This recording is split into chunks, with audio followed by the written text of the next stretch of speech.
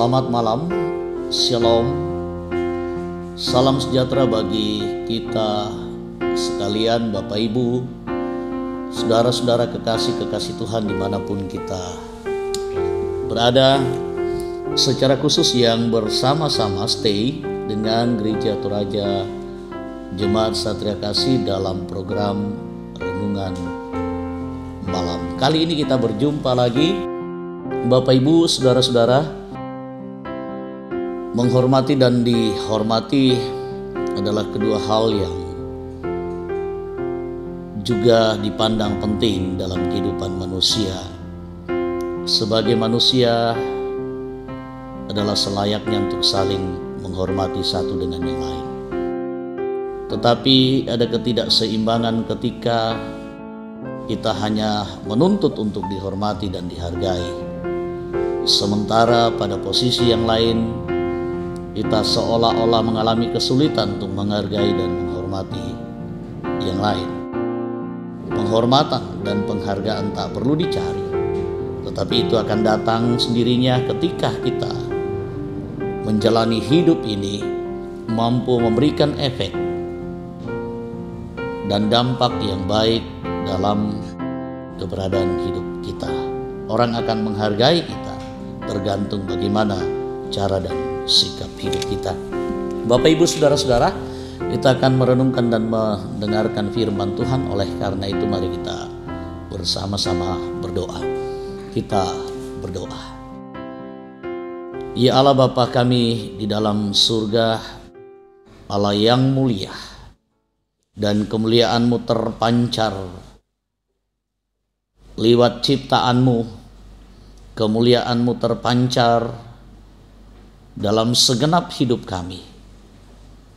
Dan Tuhan mengharapkan juga bagaimana hidup kami pun memuliakan Tuhan. Terima kasih anugerah-Mu, karunia Tuhan yang boleh tetap kami nikmati sampai malam hari ini. Kami bersama-sama datang kepadamu merendahkan diri, memohon belas kasihan Tuhan. Tuhan kasihani kami, dan dengan penuh kesabaran Engkau mau mendidik dan mengajar kami. Juga lewat firman-Mu kami berharap demikian. Malam hari ini kami akan bersama-sama mendengarkan merenungkan firman-Mu. Bimbing kami, layakkan kami, dan berfirmanlah kepada kami sekalian. Di dalam nama Tuhan Yesus kami berdoa. Amin. Mari kita membaca firman Tuhan dari kitab Injil Lukas pasal 14 ayatnya yang ke-7 sampai dengan ayatnya yang ke-11. Injil Lukas pasalnya yang ke-14 ayatnya yang ke-7 dan ayatnya sampai dengan ayatnya yang ke-11. Demikian firman Tuhan.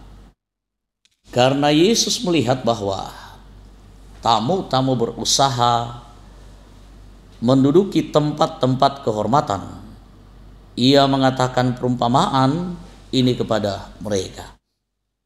Kalau seorang mengundang engkau ke pesta perkawinan, janganlah duduk di tempat kehormatan, sebab mungkin orang itu telah mengundang seorang yang lebih terhormat daripadamu, supaya orang itu yang mengundang engkau dan dia jangan datang dan berkata kepadamu,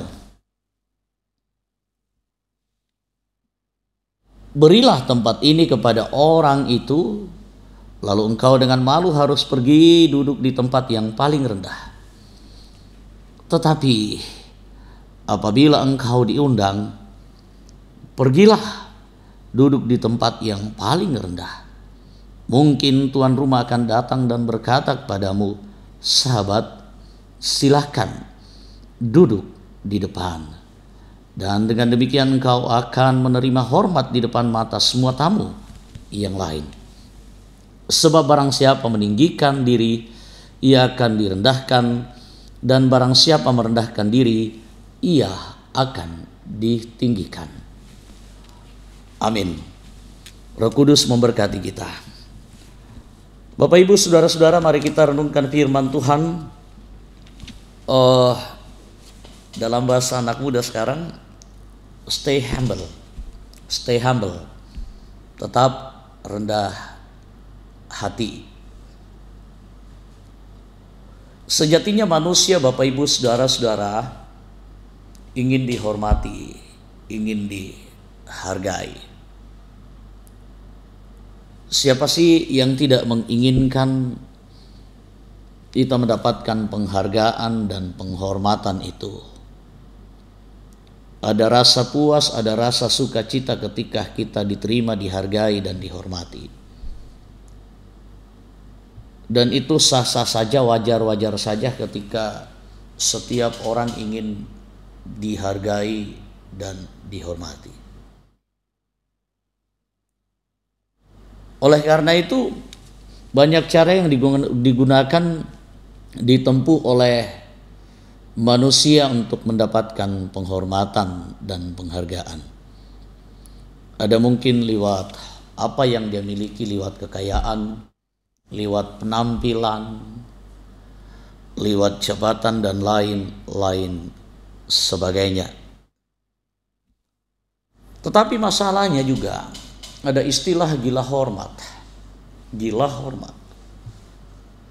Ketika seseorang gila hormat, maka dia akan memakai berbagai macam cara, apapun cara itu, supaya dia mendapatkan penghormatan. Tetapi apa yang terjadi? Justru cibiran, justru olok-olok, dan penghargaan, penghormatan itu tidak kita dapatkan. Kita merasa malu. Tetapi toh juga orang yang gila hormat tidak akan pernah merasa malu. Nah, Bapak Ibu Saudara-saudara, Yesus sedang menegur para ahli Taurat dan orang-orang Farisi yang juga, kalau kita lihat dan kita pelajari secara mendalam dalam teks bacaan kita malam hari ini, adalah orang yang gila hormat. Orang Farisi dan ahli-ahli Taurat sepertinya gila hormat. Itu bisa kita lihat dalam ayatnya yang ke-7. Yesus melihat bahwa tamu-tamu berusaha menduduki tempat-tempat kehormatan. Dan ternyata yang dilihat oleh Yesus ini adalah yang diperlihatkan oleh orang-orang Farisi dan ahli-ahli Taurat. Nah, hal apa yang mereka perlihatkan di situ? Mereka begitu dengan sombong dan angkuhnya. Dalam perumpamaan ini Yesus menyampaikan hal yang sedang menegur orang-orang yang memperlihatkan keangkuhan, kesombongan. Keangkuhan dan kesombongan karena mereka merasa sebagai orang yang paling terhormat, orang yang punya kedudukan, layak menempati tempat terhormat, merasa lebih layak daripada orang yang lainnya. Nah, lalu pemilik hajatan dalam perumpamaan ini disampaikan oleh Yesus mewakili sikap Yesus, pandangan Yesus terhadap orang-orang yang seperti itu. Dan ia menyampaikan perumpamaan seorang yang punya hajatan yang begitu sangat adil, yang sudah menyiapkan tempat-tempat sesuai dengan perencanaannya, sesuai dengan persiapannya. Dia menempatkan tempat-tempat bagi orang yang layak dihargai dan dihormati. Ada tempat, mana tempat yang terhormat, mana tempat yang layak, siapa yang layak untuk mendapatkan tempat kehormatan tersebut. Nah, dalam perumpamaan ini begitu sangat menarik. Yesus memperlihatkan sikapnya. Ada catatan dari seorang dokter Lightfoot yang mengatakan, mengutip ada 3 tokoh yang ditampilkan di situ tentang perumpamaan Rabi terkait dengan teks kita. Ada 3 orang yang diundang oleh seorang penguasa Yang pertama, dia duduk di depan yang paling terhormat karena dia merasa sebagai penguasa. Dan yang kedua, yang bersangkutan menempati tempat terhormat yang lainnya karena dia merasa sebagai orang yang bijak. Dan yang ketiga adalah orang yang menempati paling rendah karena dia adalah orang yang rendah hati. Sang penguasa tersebut justru menempatkan orang yang rendah hati ini sebagai orang yang layak menempati posisi terdepan, posisi yang dihargai, posisi yang dihormati. Dan sebaliknya, orang yang pertama itu yang menganggap paling terhormat dirinya justru mendapatkan tempat yang tidak terhormat. Ada apa di sini? Ternyata Yesus sedang mengkritisi orang yang sedang menyombongkan diri, orang yang angkuh, orang yang merasa paling layak, orang yang merasa paling baik, punya keistimewaan daripada orang-orang yang lainnya. Bapak Ibu saudara-saudara, kira-kira dalam dunia sekarang, dalam realitas kehidupan manusia, apa kira-kira yang terkadang membuat seseorang sombong, membuat seseorang angkuh, dan membuat seseorang lebih baik daripada, merasa lebih baik daripada orang lain, merasa terhormat daripada orang yang lain, merasa lebih layak daripada orang yang lain?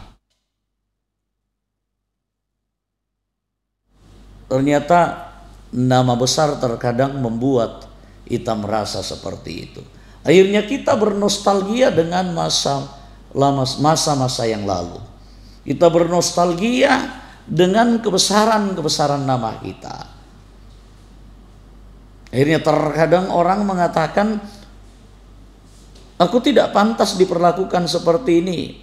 Apakah kalian tidak kenal siapa saya? Siapa orang tua saya? Sampai bawa-bawa orang tua. Sampai terkadang dalam urusan-urusan yang lain kita mencatut nama-nama pejabat. Ya, Kapolri itu adalah keluarga saya. Ya, presiden itu adalah ya teman kecil ayah saya. Ya, kepala dinas ini ya akhirnya itu dibawa sampai ke sana kemari untuk mengurus sesuatu. Dan akhirnya kita merasa adalah orang yang paling pantas untuk dilayani dengan sebaik-baiknya. Bapak Ibu saudara-saudara, sikap-sikap seperti ini dikritik oleh Yesus yang diperlihatkan oleh orang-orang Farisi dan ahli Taurat yang merasa lebih baik daripada orang yang lain. Sehingga dalam perumpamaan ini mereka sedang ditegur bahwa orang-orang seperti itu justru yang didapatkan bukan penghormatan, tetapi justru sebaliknya. Sebaliknya, orang yang merasa bukan siapa-siapa, merasa tidak layak, justru dihargai dan dihormati. Ternyata mendapatkan penghormatan dan penghargaan begitu sangat simpel kalau kita lihat dalam teks kita. Jangan pernah merasa bahwa Anda memiliki sesuatu. Jangan pernah merasa bahwa Anda lebih pantas, lebih layak daripada orang yang lain karena latar belakang Anda, karena apa yang Anda miliki. Nah, menariknya, orang Farisi, ahli Taurat merasa yang paling terhormat, merasa paling layak karena keberadaan mereka. Orang Farisi merasa layak karena mereka adalah orang-orang yang sepertinya merasa paling saleh. Ahli Taurat adalah merasa bahwa mereka tahu tentang banyak hal. Mereka lebih pintar, mereka lebih menguasai bagaimana kehidupan tentang keagamaan. Nah, terkadang hal-hal seperti ini yang membuat seorang sombong. Jadi ada sombong rohani kelihatannya. Nah, Bapak Ibu saudara-saudara, firman Tuhan dengan tema stay humble, tetap rendah hati. Orang-orang percaya itu harus tetap rendah hati. walaupun mereka ditinggikan, walaupun mereka dihargai dan dihormati. Dan lebih daripada itu Bapak Ibu saudara-saudara, orang yang rendah hati itu begitu sangat disukai, begitu sangat dihargai karena apa yang mereka perlihatkan dalam cara dan sikap hidup mereka. Terkadang Bapak Ibu saudara-saudara, kita berharap orang menghargai kita, tetapi kita tidak memperlihatkan bagaimana menghargai orang. Terkadang kita marah kalau nama gelar kita salah disebut, padahal yang menyebut namanya, nama kita, gelar kita, sama sekali memang mereka tidak tahu dan tidak bermaksud merendahkan kita. Sebaliknya salah juga ketika kita merendahkan orang lain, karena mungkin unsur sentimen, karena mungkin juga unsur-unsur yang lain, bahwa kita tidak, bahwa perlakuan hormat kepada yang lain itu tak pantas untuk diterima oleh orang lain, karena kita merasa lebih baik daripada yang lain. Nah, apa yang sering membuat kita merasa lebih baik, merasa lebih hebat, merasa lebih terhormat daripada orang yang lain? Bapak Ibu saudara-saudara, silakan refleksikan dalam hidup kita. Tetapi firman Tuhan malam hari ini menegur sikap-sikap seperti itu yang dapat menimbulkan kesombongan dan keangkuhan. Tetaplah rendah hati, stay humble, karena orang yang stay humble akan dimuliakan, akan dihargai, dan akan ditinggikan. Roh Kudus memberkati. Amin.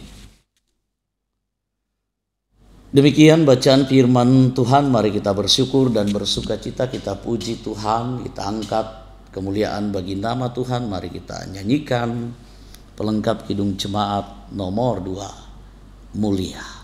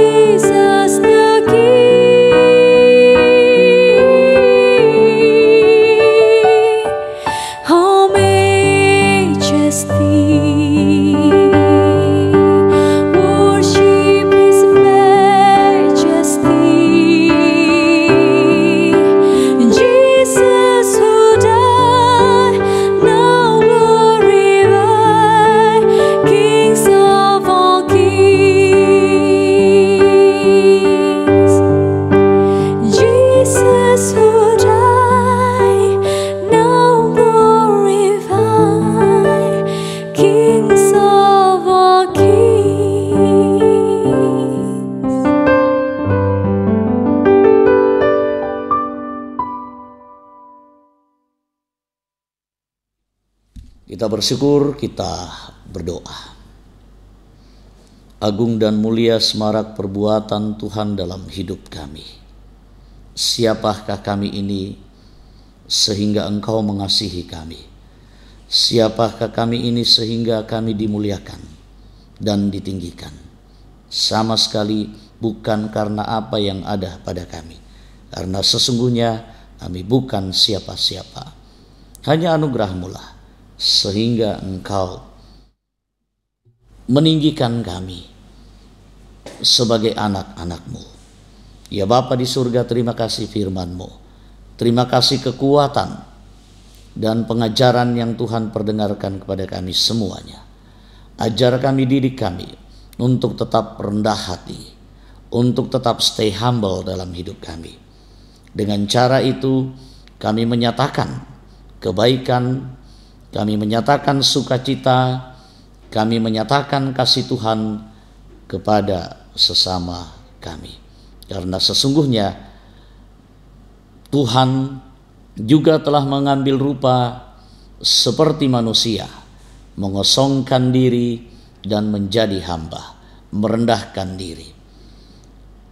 Tuhan, ajar kami dengan keteladanan Tuhan yang Tuhan sudah nyatakan dalam karya penyelamatan-Mu yang luar biasa itu. Biarlah kami tetap menyatakan itu dengan penuh sukacita, demi kebaikan bersama, demi kemuliaan nama Tuhan, demi sukacita bagi sesama kami.